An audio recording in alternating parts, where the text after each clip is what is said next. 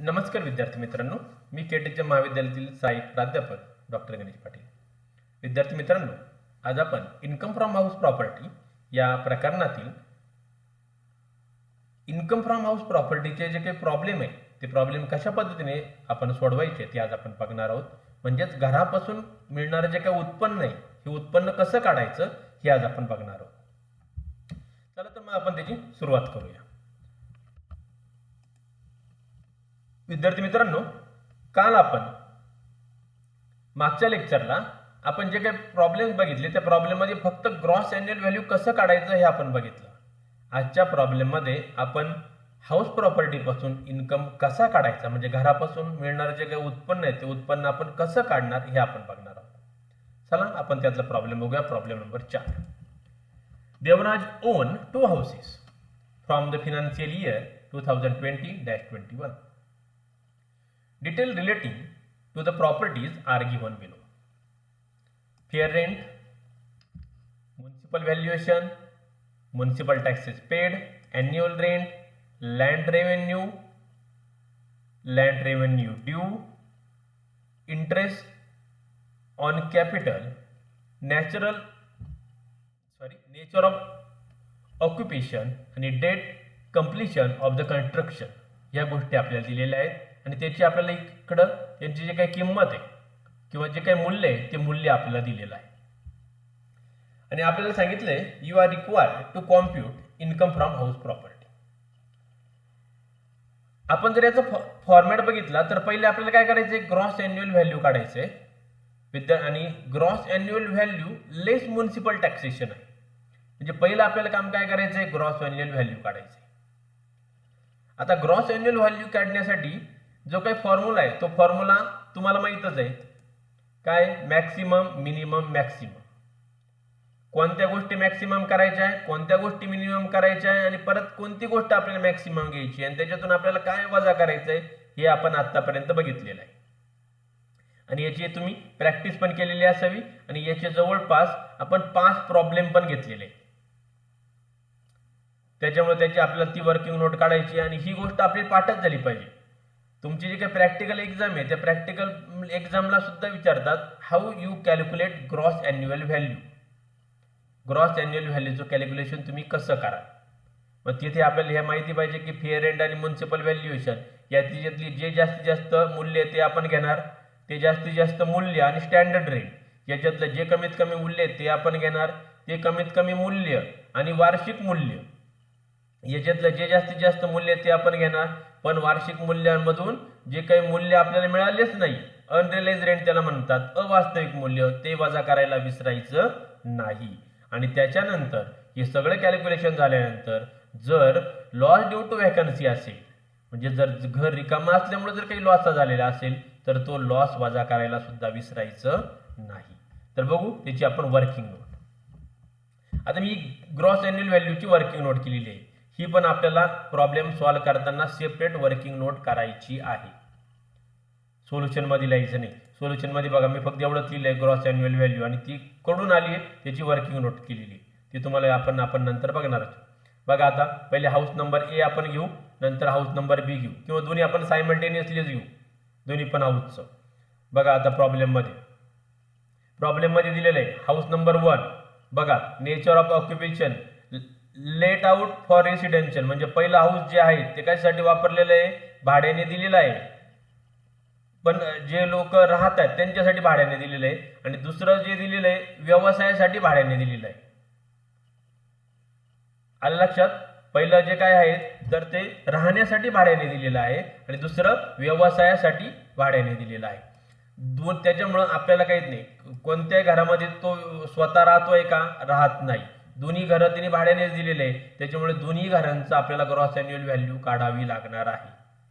जर तो स्वतः राहत असता तर आपण ग्रॉस अॅन्युअल व्हॅल्यू घेतली नसती. ती पण आपण आपल्या पुढच्या प्रॉब्लेम मध्ये येणारच आहे. तर बघा वर्किंग नोट मध्ये फेअर रेंट आणि municipal valuation. Fair rent municipal valuation 3,35,000, 2,36,000, 2,32, 2,35 याच्यातली कोणती घेणार आहे आपण, मॅक्सिमम. बघा घेतली का आपण, त्याच फिगर इकडे आपण लिहिल्या 335 336 232 235 यातली मॅक्सिमम फिगर किती मॅक्सिमम 3,36,000, 3,36,000 आपण घेतलं. इथे किती मॅक्सिमम आहे 2,35,000, ते 2,35,000 पण आपण इथे घेतले. त्याला मॅक्सिमम, त्याला काय म्हणायचं रिझनेबल एक्सपेक्टेड रेंट. आता बघा त्याची कंपॅरिझन कोणाशी करायची आपल्याला स्टँडर्ड रेंटशी. बघा प्रॉब्लेम मध्ये स्टँडर्ड रेंट आपल्याला दिलेलं आहे का नाही दिलेलं, त्याच्यामुळे आपण इथं वर्किंग नोट मध्ये काय लिहिलं नॉट ऍप्लिकेबल. नॉट ऍप्लिकेबल लिहिलेलं आहे, त्याच्यामुळं ॲज इट इज मिनिमम घेण्याची आपल्याला गरज नाही, कारण आपल्याला कंपॅरिझनला कोणतीच इथं नाहीच आहे. कंपॅरिझनच आपण करू शकत नाही, तुलना करू शकतो कोणाशी नाही करू शकत. त्याच्यामुळे expected rate as it is 3,36,000, 2,35,000 आपण दोन्ही घरांचं सायमल्टेनियसली काढतोय. आता बघा ॲन्युअल रेंट, ॲन्युअल रेंट किती 3,38,000, 2,35,000. अनरिलाइज रेंट दिलेलं आहे का आपल्याला पुढं नाही, म्हणजे भाडेकऱ्यांनी यांचं कोणतंही भाडं बुडवलेलं नाही. त्याच्यामुळे ॲन्युअल रेंट काय करायचं ॲज इट इज लिहिणार आपण 3,38,000, 2,35,000. याच्यातलं काय घ्यायचं आहे मॅक्सिमम आपण घेणार आहे. मॅक्सिमम किती आहे 3,36,000 आणि 3,38,000. यातलं मॅक्सिमम काय 3,38,000 ते आपण घेतलं. 2,35,000 आणि 2,35,000 सारखंच आहे, 2,35,000 आपण घेतलं. 2,35,000 आहे त्याच्यामुळे सारखंच आहे, त्याच्यामुळं तिथं काही आपल्याला आलेलं नाही. आलं मग मॅक्सिमम किती आलं 2,38,000, 2,35,000. लॉस ड्यू टू वॅकन्सी काही दिलेलं आहे का आपण बघूया, काहीच दिलेलं नाही. लॉस ड्यू टू वॅकन्सी पण काहीच दिलेलं नाहीये, त्याच्यामुळं आपण ते पण घेतलेलं काही नाही, नील आपण घेतलेलं आहे. मग काय मॅक्सिमम फिगर आपली 2,38,000, 2,35,000 वजाबाकी पण तेवढीच येईल 2,38,000, 2,35,000 म्हणजे ग्रॉस एन्युअल व्हॅल्यू किती आलं 3,38,000 आणि 2,35,000.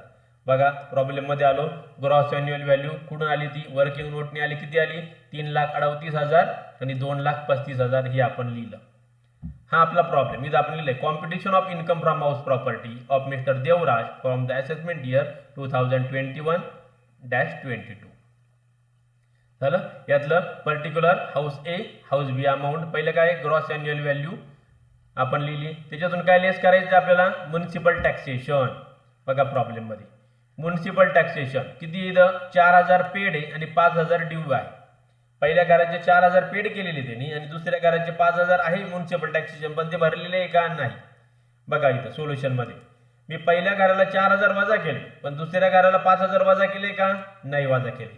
का वजा नाही केले, कारण जे पैशाचा जो टॅक्स आपण भरलाच नाही गव्हर्नमेंटला, इथं 4,000 टॅक्स गव्हर्नमेंटला भरला म्युनिसिपल टॅक्स, त्याच्यामुळे इथून ते वजा केले 2,38,000, 4,000. पण इथे आपण 5,000 भरलेले आहे का नाही ते भरायचे आहे आपल्याला. ज्यावेळेस भरणार त्यावेळेस तुम्ही वजा करा. आता ह्या वर्षात तुम्ही ते भरलेले नाही, त्याच्यामुळे आपण ह्या वर्षात ते वजा करणार नाही. ओके, हे 4,000 रुपये आपण ह्या वर्षात भरले म्हणून ते आपण इथे वजा केले.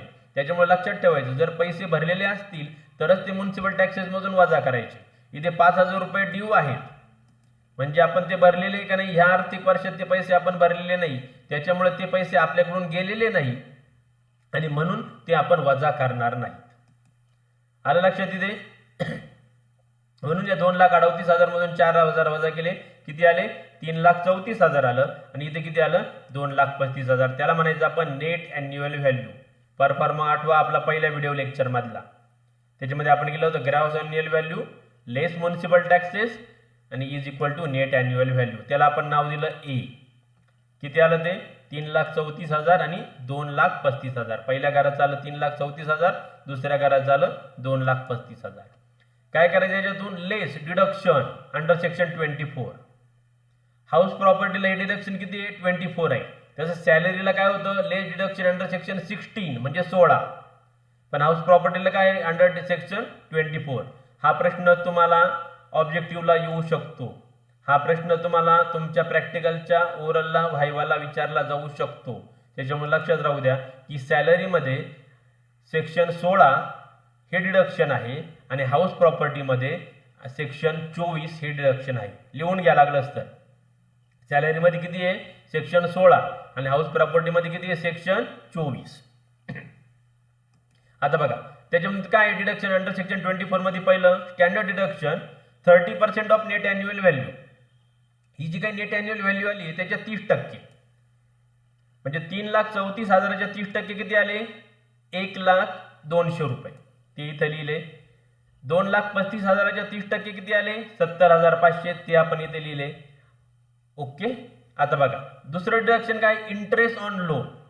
चला महत्वाचा पॉईंट इथे येऊ आपण. बघा interest on capital, interest on borrowed capital असं आपण बघितलं होतं. बघा आठवतंय तुम्हाला, इंटरेस्ट ऑन बॉरोड कॅपिटल ते इथं पहिल्या घराला नाहीच आहे, म्हणजे पहिलं घर बांधण्यासाठी कर्ज घेतलेलं नाही. पण दुसरं घर बांधण्यासाठी कर्ज जे काय घेतलेलं आहे ते किती आहे, 1,14,000. ही त्याचं व्याज आहे बरं का. इंटरेस्ट म्हणजे काय, व्याज. Interest on capital oblique loan म्हणजे जे काही कर्ज आहे, कर्जावरचं जे काही व्याज आहे ते व्याज किती आहे, 1,14,000. आणि ही प्रॉपर्टी कोणती आहे, लेट आउट प्रॉपर्टी. आता तुमच्या जर लक्षात असेल तर मी तुम्हाला सांगितलं होतं बघा, 1/4/1999 नंतर जर कर्ज घेतलेलं असेल, परत सांगतो, 1/4/1999 नंतर जर कर्ज घेतलेलं असेल तर ते कर्ज जर सेल्फ ऑक्युपाईड म्हणजे घर राहण्यासाठी, स्वतःला राहण्यासाठी जर घर असेल तर 2 लाखापर्यंतची वजावट आहे. हे घर बांधण्यासाठी, घर पुनर्बांधणीसाठी किंवा घर दुरुस्तीसाठी किंवा घर रिपेरिंगसाठी जर तुम्ही कर्ज घेतलेलं असेल तर त्याच्यावरील व्याज हे 30,000 पर्यंत सूट आहे. आणि नंतर आज सांगितलं होतं, जर घर भाड्यासाठी असेल आणि त्याच्यासाठी जर कर्ज घेतलेला असेल तर त्याच्यासाठी कोणतीही मर्यादा नाही. आठवतं बघा, किंवा पहिला व्हिडिओ तुम्ही बघा, याच्यासाठी पुन्हा बघा. आणि त्याच्यासाठी अजून एक सांगितलं होतं, घर बांधून 5 वर्षात पूर्ण झालं पाहिजे. घर बांधून किती वर्षात पूर्ण झालं पाहिजे, 5 वर्षात पूर्ण झालं पाहिजे. ही मर्यादा कोणाला होती, सेल्फ ऑक्युपाईड हाऊससाठी होती. ओके, आता बघा इथे येऊया आपण. इथे जर आपण बघितलं तर किती दिलेले आपल्याला प्रॉब्लेम मध्ये, परत बघू, 1,14,000 आणि लेट आउट हाऊस प्रॉपर्टी आहे, त्याच्यामुळे कोणतीही मर्यादा नाही. जसल्या तशी वजावट आपल्याला कुठे घ्यायची, प्रॉब्लेम मध्ये घ्यायची. म्हणजे बघा इथे कर्ज घेतलं नव्हतं त्याच्यामुळे इथं डॅश आलं. इथं कर्ज घेतलं होतं, किती घेतलं होतं, आपल्याला माहित नाही किती कर्ज घेतलं होतं, पण त्याच्यावरचं जे काही व्याज आहे ते व्याज किती दिलेलं आहे आपल्याला, 1,14,000. ती 1,14,000 काय होणार, वजावट होणार. म्हणजे इथं किती डिडक्शन भेटणार त्यांना, 1,02,000 रुपये पहिल्या घराला. दुसऱ्या घराला किती भेटणार, 70,500. 1,14,000 1,84,500.